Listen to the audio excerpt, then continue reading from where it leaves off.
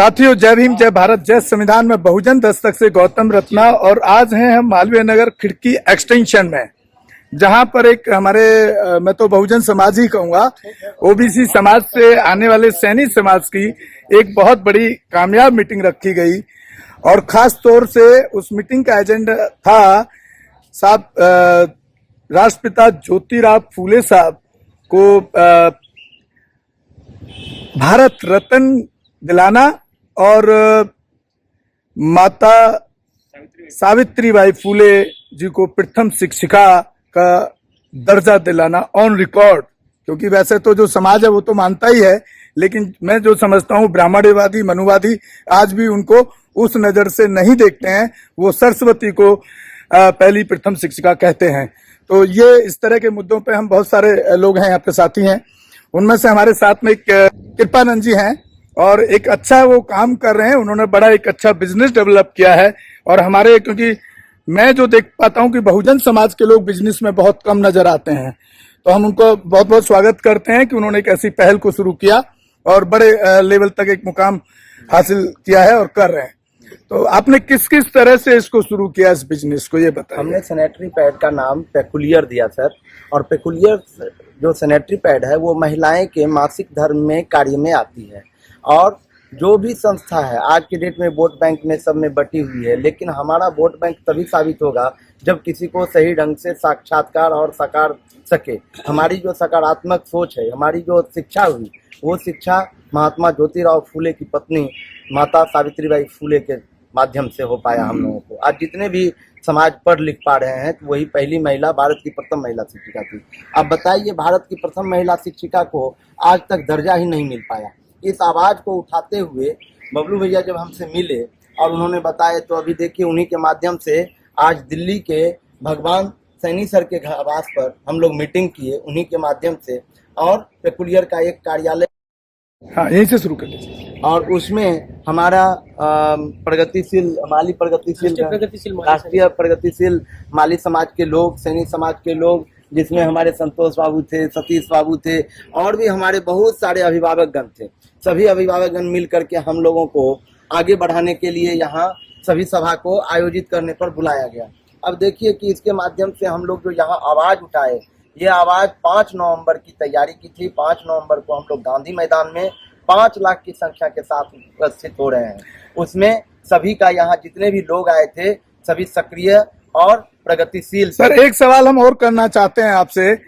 आपने देखा होगा कि सरकारी नौकरी तो इस मोदी सरकार ने सारे डिपार्टमेंट खत्म कर दिया, तो जो 27% रिजर्वेशन है ओबीसी का और 22.5% मिलाकर के SC ST का, ये सब तो ऑटोमेटिकली खत्म हो गया। क्योंकि मोदी सरकार रिजर्वेशन खत्म नहीं कर सकती थी, नहीं तो 2 अप्रैल का कांड आप लोगों को याद होगा, काफी लोगों को। तो 2 अप्रैल जैसा कांड दोबारा होता अब तो, क्योंकि ओबीसी और SC ST सब मिलकर सड़क पे आ सकते थे, खून खराबा हो सकता था बड़ा।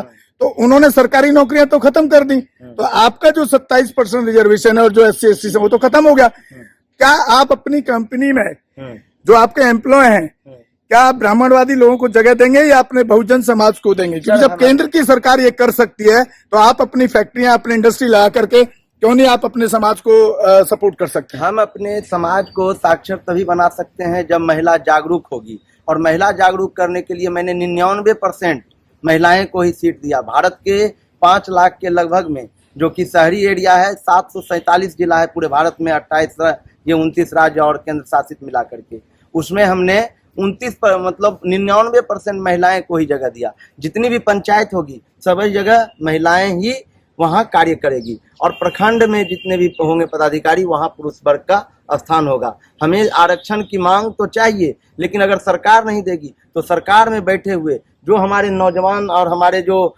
प्रबुद्ध अभिभावक हैं, इन लोगों को पहुंचाने के लिए वहाँ, क्योंकि मेरी तो अभी उम्र बहुत कम है, हमारे अभिभावक जब वहाँ पहुंचेंगे तो उनको पहुंचाने के लिए एक देश में एक मीटिंग जो 5 तारीख को किया जा रहा है, उसके माध्यम से हम एक अपनी आबादी को दिखाएंगे। और उस आबादी के बेस पर हमारे जितने भी अभिभावक। नहीं सर, मेरा सवाल था कि आपने जो आज मुकाम हासिल किया है, अपनी कंपनी खड़ी करने जा रहे हैं आप, वहाँ पे बहुजन समाज को रखेंगे या ब्राह्मणवादी मनुवादी लोगों को रखेंगे? सर जी, हम मेरा सवाल ये है, समाज को रखना पहला प्रश्न जब वो था। मनुवादी सरकार आपके रिजर्वेशन को खत्म कर चुकी है इनडायरेक्ट वे में, तो आप क्यों नहीं अपने समाज को मजबूत करने का काम कर सकते? 27% ये मेरा सवाल आरक्षण है। को खत्म कर चुके हैं, तो हम अपने टोटल का टोटल 27% आरक्षण अपने पहले प्राथमिकता अपने समाज को देंगे। इसके बाद अगर वो सीट नहीं भरती है तब हम अन्य जाति को देंगे, लेकिन पहली प्राथमिकता मेरी होगी हमारा बहुजन समाज का होना चाहिए सर। तो बहुत बहुत साधुवाद आपको, और हम आपके बिजनेस की ऊंचाइयों पर जाने के लिए कामनाएं करते हैं। और कोई साथी कुछ अगर बोलना चाहते हैं बहुजन मूवमेंट से और अपने ओबीसी समाज पर, तो बात रखें। दूसरे टॉपिक पे 5 नवंबर का भी हमारा मकसद वही है, वही है। उसी पर बात रखें। मैं अपील कर रहा हूं आपके चैनल के माध्यम से, सरस्वती की नहीं सावित्री की पूजा करो।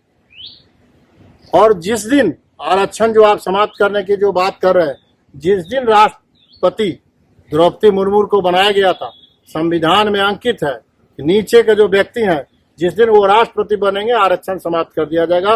ये गहरी साजिश है, आने वाला दिनों में लोगों को पता चलेगा और मिलेगा, मैं जानता हूं। साथ ही साथ बहुजन समाज के जो लोग हैं, बहुजन समाज कल भी सताया जा रहा है, आज भी सताया जा रहा है।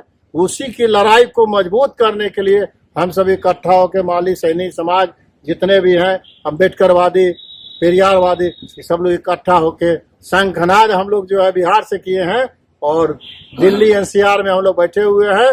सत्ता में, लोकतंत्र में वोट का अधिकार मतलब छोट का अधिकार होता है। अब बाबा फुले ने और बाबा अम्बेडकर साहब ने जो दिया है, उसको हम लोग सब मिल के आगे बढ़ाएंगे। सर आप अपनी स्पीच में बार बार पेरियर को याद करते हैं, और पेरियर तो कहते हैं कि जो ईश्वर को मानता है वो मूर्ख है, और जिसको ईश्वर ने बनाया वो धूर्त है।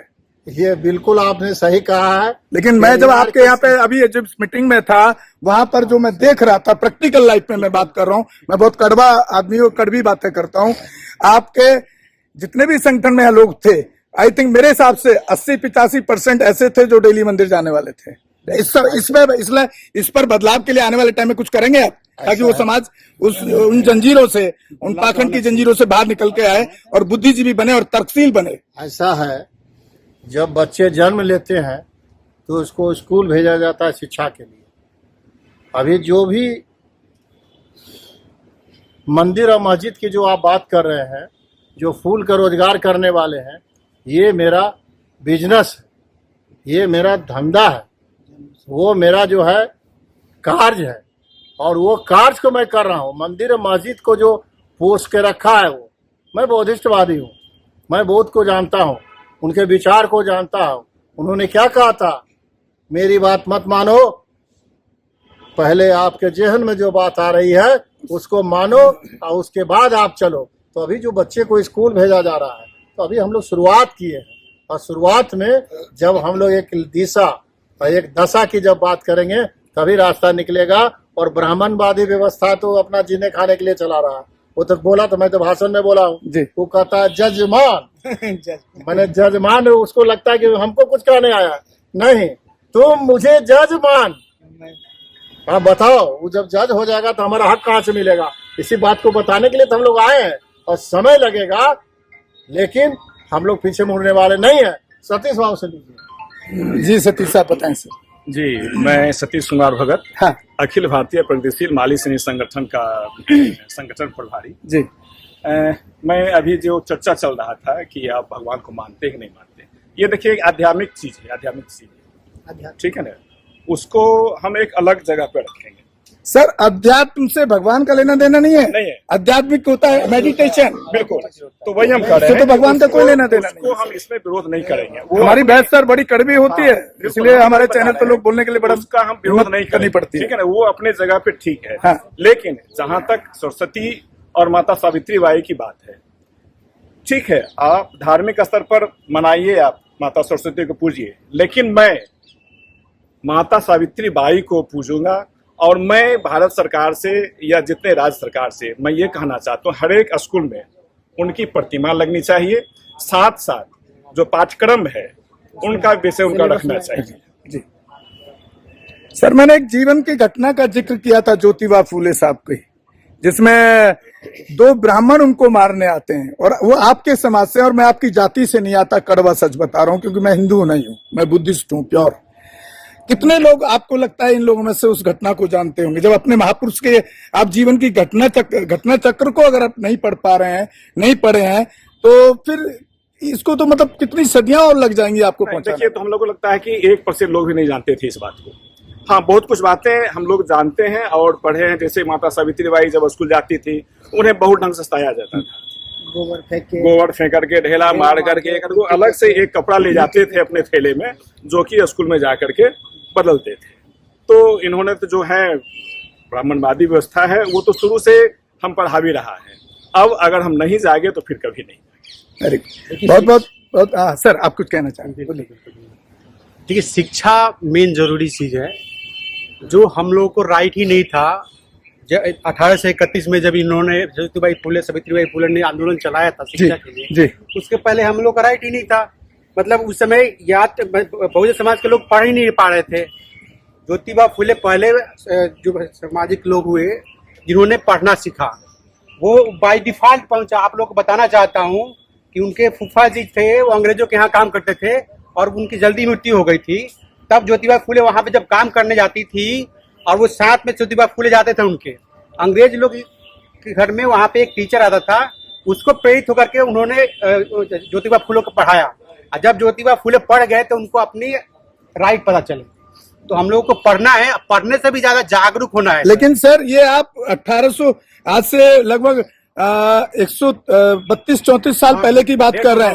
अब तो आपको कॉन्स्टिट्यूशन के बाद आपको कौन रोक रहा है पढ़ने से? नहीं, सारे लोग आप पढ़ रहे हैं। फिर आप पढ़ाई के साथ, सुनिए सर, कड़वा सच है, आपके समाज में आईपीएस भी मिल जाएंगे, आईएएस भी मिल जाएंगे, और बहुत बड़े बड़े अफसर भी मिल जाएंगे। अभी आपके यहीं पे कई लोगों ने अपना परिचय दिया, बड़े पोस्ट पे हैं, लेकिन वो उस इतिहास को क्यों नहीं पढ़ते? मेरा सवाल ये है सर। देखिए, हम लोग को वो ज्योतिबा फुले के साहब के राष्ट्रपिता के इतिहास को क्यों नहीं पढ़ते? सावित्री के इतिहास को क्यों नहीं पढ़ते? एक टाइम, थोड़ा टाइम तो उसके लिए भी निकाला जा सकता है ना सर? सर, ये सामाजिकता, पढ़ाई के साथ साथ हम लोगों में जागरूकता फैले, इसके लिए हम लोग कैडेट क्लास चलाते हैं विशेषकर। और जो बंदा उस कैडेट क्लास में बैठता है, उसको हम बताते हैं कि हमारी रियलिटी क्या है, हम लोग को क्या मिला। देखिए, अंग्रेज जब आए थे, मैं ये नहीं कहा था किसी के गुलाम रहना चाहिए, लेकिन अंग्रेजों ने, अब देखिए, हमारा जब मौर्य डायनेस्टी खत्म होता है, तभी से बाहर के आक्रांता हमारे देश पे आक्रमण करते आए हैं। कभी हुन आए, कभी शाक आए, कभी मुगल आए, सबने राज किया था, लेकिन कभी ये नहीं कहा गया कि भारत गुलाम हो गया। जब अंग्रेज आते हैं इंडिया में, और अच्छे उन्होंने जो भी जितनी कुप्रथाएं थी, पढ़ने का राइट दिया, विधवा विवाद खत्म किया। आप साउथ इंडिया के लोग गले में हांडी और पीछे झाड़ू बांध के चला करते थे, उसको उन्होंने हटाया। पानी में एक तालाब से पानी पीने का राइट दिया, और जब लास्ट में पढ़ने का राइट जब आपको मिला। तो आप ये कहना चाह रहे हैं कि आज के ब्राह्मणवादियों से, मनुवादियों से, जो आज भी ये चाहते हैं कि जो शूद्र है, ओबीसी, एससी, एसटी, ओबीसी दोबारा से गुलाम हो जाए, उनसे कहीं ज्यादा अच्छे अंग्रेज थे? अगर लॉजिकल देखा जाए तो उन्होंने सामाजिक स्तर पे अच्छा काम किया है। और आज भी हमारे मनुवाद, आप देखिए ना, जब हमारे लोग स्वतंत्रता के बाद जब स्कूल खुले, सारे लोग पढ़ने लिखने गए, तो 1970 के बाद जब एकाएक बहुजन समाज के लोग पढ़ लिख करके आईएएस अफसर बनने लगे, तब किसी के दिमाग में क्लिक हुआ, चाहे वो कोई भी सत्ता हो, उन्होंने स्कूलों को प्राइवेटाइजेशन कराना शुरू कर दिया। जब ये बात बताइए, केंद्र के बैंकों का राष्ट्रीयकरण किया जा रहा है, और उसके बाद स्कूलों का प्राइवेटाइजेशन, दोनों उल्टा चीज। उनको लगा कि बहुजन समाज के लोग पढ़ लिख के आगे आ रहे हैं। ये ऐसे ही है जैसे कि सरकार ने जो आपको, मैं वही आपको बोला था अभी, कि नौकरियों का रिजर्वेशन वो खत्म नहीं कर सकती, क्योंकि लोग सड़क पे आ जाएंगे, आक्रामक होंगे, बवाल होगा, मारकाट होगी। तो उन्होंने क्या, पीछे दरवाजे से सरकारी नौकरी खत्म हो गई, और हम लोग चुप बैठे हुए हैं, हमारा समाज। वैसे ही उन्होंने एजुकेशन में भी किया। जी बिल्कुल, क्योंकि एजुकेशन में प्राइवेट निजीकरण इसलिए लाया गया कि आप लोग पढ़ ना पाए। ये क्योंकि हमारे लोग पढ़ लिख के नहीं, अब देखिए अक्सर क्या देखा जाता है कि हमारे समाज के लोग चूंकि पहले से शोषण हुआ है, तो हमारे पास पैसा था नहीं, तब उन्होंने देखा कि इनके पास पैसा है नहीं, तो शिक्षा को महंगा करेंगे तो ये लोग पढ़ नहीं पाएंगे। अब देखिए, आज की गवर्नमेंट भी वही कर रही है जो पिछले गवर्नमेंट ने किया। सारे जो भी स्कूल थे, विश्वविद्यालय थे, जहां से पढ़ के लोग आगे बढ़ रहे थे, आज भी जिनके पास थोड़ा सा पैसा था, उनको भी प्राइवेट पूरी तरह से कर दिया गया। कहा गया यूजीसी को कि आप अपने फंड की व्यवस्था खुद करिए। यार गवर्नमेंट, आप विदेशों में चलिए, जो भी अच्छे अच्छे विकसित राष्ट्र है, आप कहते हो कि देश को विकसित बनाना है, आप उनको देखो ना, जो विकसित राष्ट्र है वो क्या कर रहे हैं, वहां पे शिक्षा, स्वास्थ्य सारा फ्री है। बहुत बहुत शुक्रिया आपका। और उम्मीद करते हैं कि आप बहुजन समाज की लड़ाई को एक मुकाम तक पहुंचाएंगे। आपके जितने भी आज लोग जुड़े हैं, काफी लोग उसमें बुद्धिजीवी भी हैं, इंडस्ट्रियलिस्ट भी हैं, अफसर भी थे कई। तो मैं ऐसा उम्मीद करता हूँ। इसके साथ विदा लेते हैं। जय भीम, जय भारत, जय संविधान। बहुजन दस्तक से गौतम रत्ना। हमारे चैनल बहुजन दस्तक को लाइक, शेयर, सब्सक्राइब देखना मत भूलिएगा। जय भीम, जय भारत, जय संविधान। नमो बुद्धाय। धन्यवाद। चैनल आर्थिक समस्या से गुजर रहा है। अगर आप बहुजन समाज में बाबा साहेब अम्बेडकर और तथागत बुद्ध की विचारधारा को अधिक से अधिक लोगों तक पहुंचाना चाहते हैं तो हमें आर्थिक सहयोग प्रदान करें, ताकि हम अपने चैनल के माध्यम से देश विदेश में समता, बंधुता, एकता और संवैधानिक अधिकारों को ज्यादा से ज्यादा लोगों तक पहुंचा सकें। आप अपनी सहायता राशि नीचे लिखे खाते में जमा करा सकते हैं। खाता धारक गौतम रत्ना, खाता संख्या 316957686551, IFSC कोड SBIN 0060336, बैंक भारतीय स्टेट बैंक। आप हमारे बैंक खाते का विवरण स्क्रीन पर भी देख सकते हैं। जय भीम, जय भीम। मैं गौतम रत्ना आपका बहुजन फिल्म प्रोडक्शन में स्वागत करता हूं और आप हमारे प्रोडक्शन हाउस के अंदर अपना कैरियर बना सकते हैं as a film director, as a producer and actor and actress and editor and cinematographer also. अगर आपको फिल्म से रिलेटेड कुछ भी प्रोजेक्ट आपको बनवाना है तो हमारे पास में पूरा सेटअप है, जिसमें फिल्म कैमरा है, शूटिंग लाइट्स है और एडिटिंग है। सारा A to Z एक ही जगह पर आपको हमारे यहाँ पर मिल जाएगा। तो दोस्तों, आप हमें कांटेक्ट कर सकते हैं हमारे नंबर्स पर 9810085714 और 8510005714। हमारे वेबसाइट पे विजिट कर सकते हैं www.filmserviceindia.com और हमें मेल भी कर सकते हैं gautamfilmsproduction@gmail.com पर। धन्यवाद।